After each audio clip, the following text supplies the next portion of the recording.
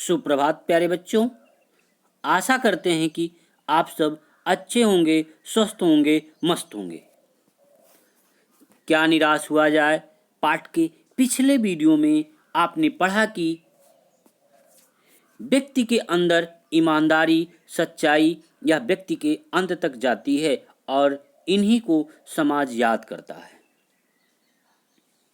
निबंधकार निबंध में आगे कहता है कि लोगों के द्वारा किए गए गलत कर्म और कर्मों का भेद खुलना, उनके दोषों को उजागर करना कोई बुरी बात नहीं है।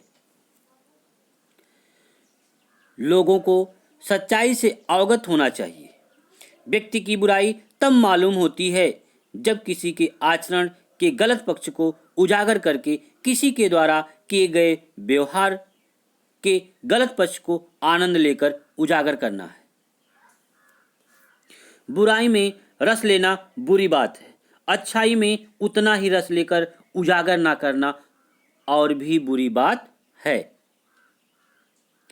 एक बार लेखक रेल के द्वारा कहीं जा रहा था। जब लेखक रेलवे स्टेशन पर पहुंचा और टिकट लिया तो गलती से 10 रुपए के बजाय 100 रुपए का नोट दे दिया और जाकर डिब्बे में बैठ गया। थोड़ी देर में टिकट बाबू डिब्बे में आए और बड़ी विनम्रता के साथ मेरे हाथ में 90 रुपए रख दिए। तब जाकर टिकट बाबू को संतोष हुआ। लेखक के अनुसार समाज में सच्चाई और ईमानदारी कहीं बची ही नहीं और यहाँ टिकट बाबू का व्यवहार देखकर उन्हें विश्वास हुआ कि सच्चाई और ईमानदारी अभी भी बची हुई है। लेखक को विश्वास है कि अभी भी दुनिया में सच्चाई और ईमानदारी बची है। दुनिया में सिर्फ धोखाधड़ी, भ्रष्टाचार, चोरी की घटनाएं नहीं होती, अभी भी लोगों में कहीं ना कहीं सच्चाई मौजूद है। लेखक एक और घटना का वर्णन करते हुए कहता है कि लेखक स्वयं, उनकी पत्नी और 3 बच्चों के साथ बस में यात्रा कर रहा था। बस खराब थी, उसमें कुछ खराबी होने के कारण वह रुक रुक कर चल रही थी और एकाएक बंद हो गई। रात का समय था, अंधेरा हो चुका था। बस के यात्री घबरा गए थे। कंडक्टर उतर गया और एक साइकिल लेकर चलता बना। यह देख यात्रियों में बेचैनी होने लगी। उन्हें शक हो गया कि हमें धोखा दिया जा रहा है। लोग अब तरह तरह की बातें शुरू कर दिए थे। तो बच्चों, आज की कहानी में बस इतना ही। चलो देखते हैं कि आज आप लोगों ने क्या सीखा। बहुविकल्पी प्रश्न। आपका पहला प्रश्न है, व्यक्ति की बुराई का पता कैसे लगाया जा सकता है? आपके विकल्प हैं क आचरण से, ख अच्छाई से, ग ईमानदारी से, घ उपर्युक्त सभी।